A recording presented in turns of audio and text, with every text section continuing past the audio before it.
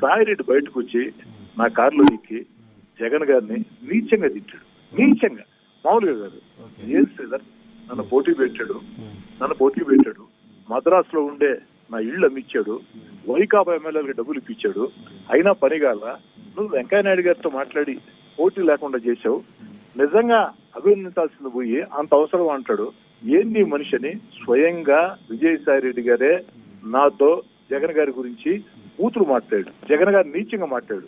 ఇతని కోసం సూట్ కేసులు కంపెనీ పెట్టా, ఇతని కోసం థాయిలాండ్కి వెళ్ళా, ఇతని కోసం ఇతర దేశాలకు వెళ్ళా, మైనింగ్ వ్యాపారం చేశా, ఆ ఫ్లైట్లు కూడా చాలా ప్రమాదకరమైన ఫ్లైట్లు తెగించి పనిచేసి మాట్లాడు.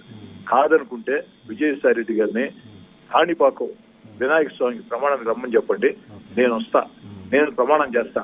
మహా టీవీలో ఈ రోజు నేను చెప్పిన ప్రతి మాటకి నిజమని నేను ప్రమాణం చేస్తా, ప్రతి మాట అబద్ధం అని సాయిరెడ్డి గారు ప్రమాణం చేయమని చెప్పండి.